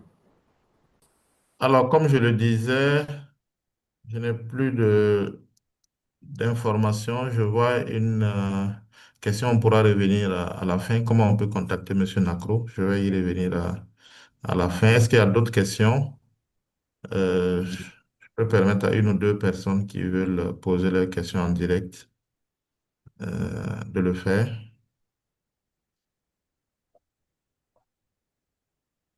Y a-t-il des questions subsidiaires ou bien on a bien compris les principes du crowdfunding, comment fonctionne TerraBiga? N'hésitez pas à nous contacter. OK, c'est vous qui avez porté votre mail. Alors, nous sommes environ 44 personnes, une cinquantaine en ligne. Je rappelle que l'émission ou le panel est enregistré et qu'il sera euh, diffusé sur la plateforme Faso Digital en replay. Euh, Moi, je vais quand même poser une dernière question ou une avant-dernière. Allô, bonjour, Monsieur Bassier. Oui, Oui, j'ai Monsieur levé ma Zongo. main. Ah, désolé, parce que j'ai pas un aperçu assez clair parce que j'utilise mon téléphone pour des problèmes de connexion. Allez-y, Monsieur Zongo. D'accord. Bonjour tout le monde. Bonjour, Monsieur Nakro. Merci beaucoup pour votre exposé et j'ai pris plaisir de suivre avec intérêt. Et je voudrais savoir, pour le processus de financement, c'est-à-dire la demande sur la plateforme et autres, est-ce que c'est prévu dans ce processus-là que les ONG et associations qui ont posté une demande sur votre plateforme, est-ce qu'il y a des moments où ces structures-là vont rencontrer, par exemple, d'autres personnes qui ont besoin de soutenir leur initiative? Est-ce que c'est prévu des rencontres entre l'ONG et les personnes qui veulent contribuer à leur projet? C'est ma question comme ça. Merci. Merci, Ok, Monsieur Zongo. donc si j'ai compris, c'est est-ce que c'est prévu qu'il y ait des rencontres physiques entre les porteurs de projets et les personnes qui ont contribué ou qui souhaitent contribuer? C'est bien ça la question? Oui, c'est ça. Merci. Oui, c'est prévu. Ça dépendra des porteurs de projets. de leur volonté mais c'est quelque chose qu'on va encourager. Derrière, c'est vrai qu'on est à l'ère de l'intelligence artificielle. C'est quelque chose qu'on est en train d'intégrer dans notre solution, puisqu'on aimerait créer des matchs entre des ONG et des personnes, peut-être des organisations un peu plus grandes qui ont les mêmes centres d'intérêt. Donc, pour qu'ils puissent, sur la base du projet qu'ils veulent lancer, si vous voulez lancer un projet dans le solaire, peut-être qu'on peut vous mettre en relation avec une structure qui déjà fait dans le financement du solaire pour les petites ONG associations et qui pourrait cofinancer déjà votre projet. Donc, ça aussi, c'est quelque chose qu'on est en train de mettre, de réfléchir à mettre en place pour faciliter les synergies d'action entre les acteurs locaux. Parce que souvent, on a un projet, mais on ne sait pas qu'il y a une structure qui œuvre exactement dans ce domaine-là et qui cherche des gens à accompagner pour développer cette filière. Donc ça aussi, c'est quelque chose qu'on est en train de voir pour faciliter les synergies d'action.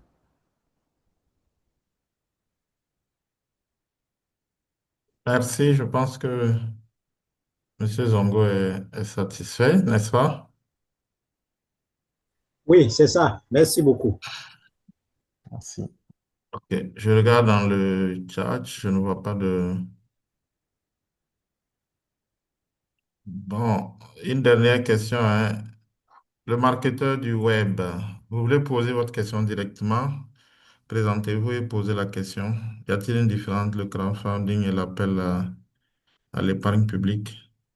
Je pense qu'on avait posé cette question plus ou moins. Ouais, exactement. Allez-y.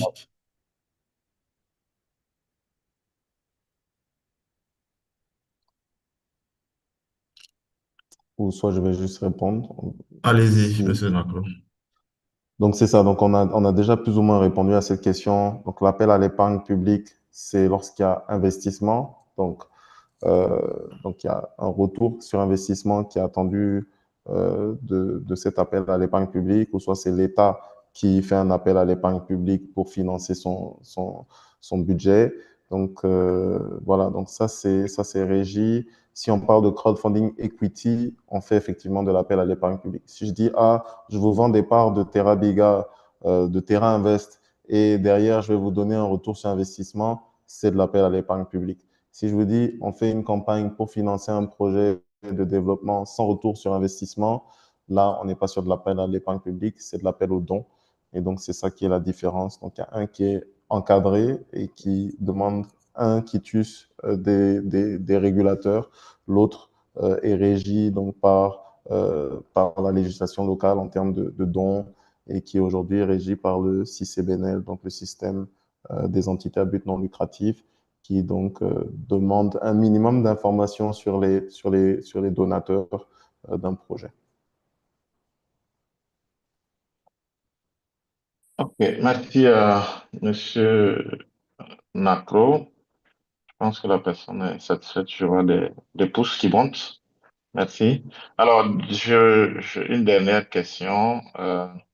Vous y avez un peu répondu, mais véritablement, quelles perspectives voyez-vous pour le développement du crowdfunding au Burkina, dans la sous-région et en Afrique, de façon générale, vu que vous avez une vision panafricaine pour TerraBiga, comment vous voyez cela et quelles sont vos perspectives de développement? Moi, je pense que le potentiel est énorme. On le répète sans cesse, bon, l'Afrique, c'est le futur, c'est le présent. On a une population très jeune, très connectée. Les gens utilisent des téléphones portables avant même de savoir utiliser un ordi ou quoi que ce soit. Donc, les gens seront connectés avec aujourd'hui les réseaux sociaux, TikTok. L'information va très rapidement. Donc, je pense qu'il y a un potentiel énorme avec l'avènement aussi de tout ce qui est monnaie, Orange Money. euh, et même maintenant, aujourd'hui, il y a SPI, la nouvelle plateforme de paiement instantané de la BCEAO. Donc, l'écosystème évolue rapidement et je pense que il y a un potentiel énorme dans la sous-région. Comme j'ai dit, aux États-Unis, on est sur 17 milliards de dollars par an qui sont mobilisés via le financement participatif. On a une diaspora qui est très importante qui envoie plus d'une cinquantaine de milliards de dollars par an sur le continent africain, donc qui est beaucoup plus même que l'aide au développement. Donc, ce sont ce sont des flux qui pourraient être canalisés vers des projets structurants et à fort impact. Donc, je pense on a beaucoup d'avenir devant nous si on réussit à adopter le mécanisme et à le populariser.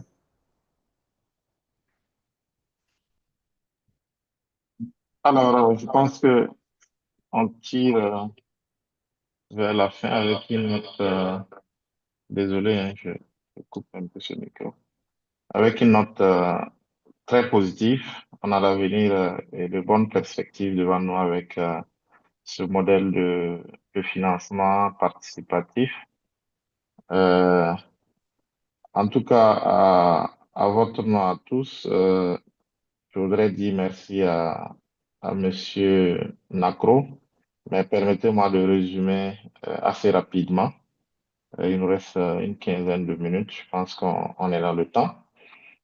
Alors, si je devais retenir trois choses de cette discussion, je dirais que le crowdfunding est une solution très crédible, inclusive à la fois, et face au déficit de financement des startups et des initiatives africaines. Comme il vient de le dire, on a du chemin à faire, mais il y a du potentiel. Si on fait une comparaison avec les chiffres qu'il a donnés aux États-Unis, dans d'autres pays européens et aussi en Afrique, comme il a dit, c'est beaucoup plus sur les pays anglophones. Encore une fois, cette fracture numérique qui se met aussi, qui s'aligne sur la fracture, la barrière linguistique. Donc, on a vraiment du chemin à faire en Afrique de l'Ouest, notamment francophone. C'est aussi une plateforme qui garantit une grande transparence et garantit aussi la confiance, qui sont des piliers de ce modèle. C'est vraiment des choses à retenir et à noter. Vous m'entendez? Oui, OK. Terrabiga démontre aussi qu'il est possible d'innover localement tout en mobilisant les communautés pour les causes porteuses d'impact. Et à ce niveau, j'ai bien apprécié ces facilités qui sont offertes de pouvoir faire des contributions, j'allais dire, hors numérique ou en tout cas permettre aux populations aussi de pouvoir souscrire les populations qui n'ont pas accès aujourd'hui, soit à Internet, en tout cas un moyen de pouvoir prendre en compte leur contribution, aussi modeste soit-elle. Peut-être un dernier mot, Monsieur Nacro, pour tous ceux qui ont participé à ce forum. Merci, Monsieur Bassier. Merci à vous pour la modération, la brillante modération. Merci encore à toute l'équipe du Faso.net, à Monsieur Paré pour l'organisation. Merci à tous ceux qui sont connectés et à toutes les questions que j'espère j'ai pu répondre de façon complète. On reste disponible, donc j'ai mis dans le chat nos mails. Donc si jamais vous avez d'autres questions, d'autres interrogations, n'hésitez pas à nous écrire. Et comme j'ai dit à tous ceux qui ont des projets, rendez-vous en 2026 pour l'appel à projet et vive le Burkina Faso. Merci. Je voudrais donner la parole à Monsieur Paré, qui nous a suivis de bout en bout. Pour son mot. Monsieur Paré.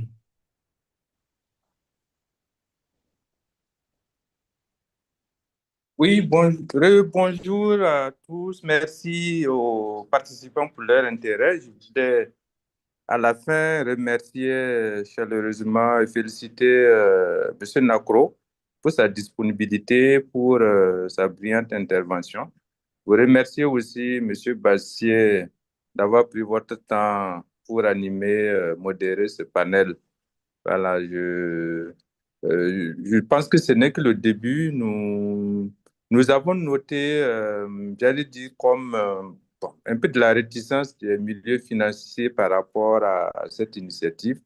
je crois qu'il nous faudra mener le débat sur la question du financement du numérique, des solutions digitales, du numérique de façon générale. La plateforme restera en ligne. J'espère bien que nous aurons l'occasion d'organiser d'autres rencontres sur la question du financement euh, participatif, en tout cas du financement des projets numériques. Et j'espère pouvoir compter sur votre disponibilité encore pour participer à ces échanges-là. Merci encore et félicitations vraiment pour l'animation de ce panel. Le prochain s'annonce portera sur l'utilisation de l'IA. C'est une masterclass qui est animée par un professionnel avec beaucoup d'expérience dans le domaine. Je pense que le programme est déjà présent. Ceux qui sont intéressés pourront suivre. Merci encore.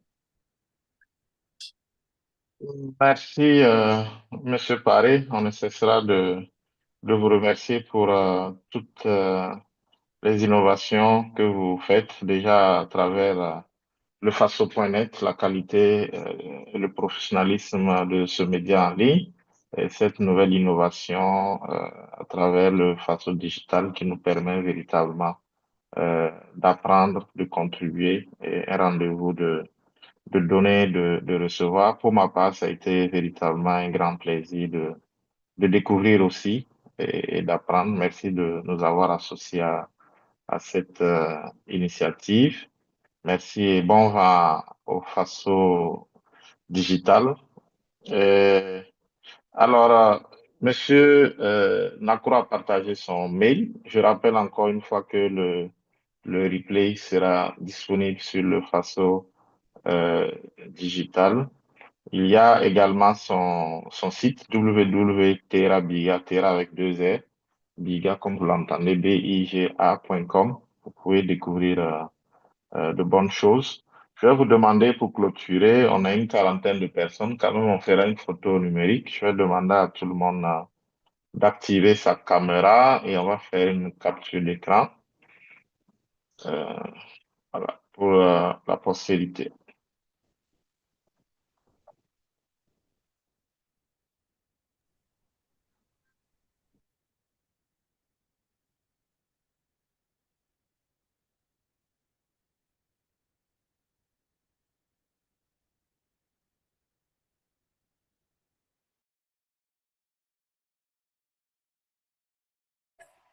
Comme je suis sur mon téléphone. On a tout le monde en vue? Quelqu'un qui veut poser une dernière question, je ne sais pas si c'est possible. Il nous reste exactement 10 minutes. Donc, on lui permet exceptionnellement. Y a-t-il des Attendant. projets que vous pouvez nous nommer qui ont été financés selon la stratégie de Terra Viga au Burkina Faso? Bon, je crois que la personne a dû prendre la communication en cours. En Sinon, cours, c'est ça. oui, je dirais simplement que le replay sera en ligne plus tard avec le support en principe. Et comme dedans c'est expliqué, elle pourra avoir réponse à sa question. Merci. Exactement. Et je pense qu'il y aura la présentation, si je ne m'abuse, l'administrateur me l'avait dit. Donc, est-ce qu'on peut activer nos caméras pour ceux qui le peuvent, hein? Bon, moi, je suis le seul à m'afficher, hein, et apparemment, je ne vois pas.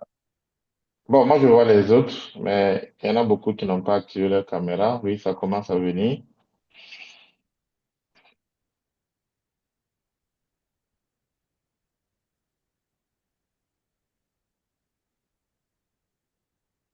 OK, encore 41 personnes.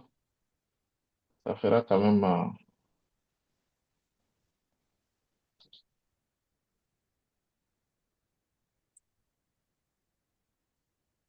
on peut y aller?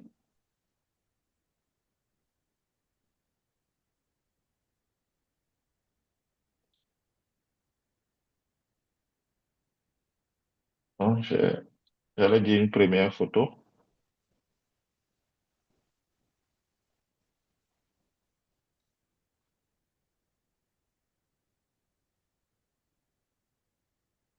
Merci. On salue la participation des femmes, hein. On a beaucoup de femmes. Ah oui.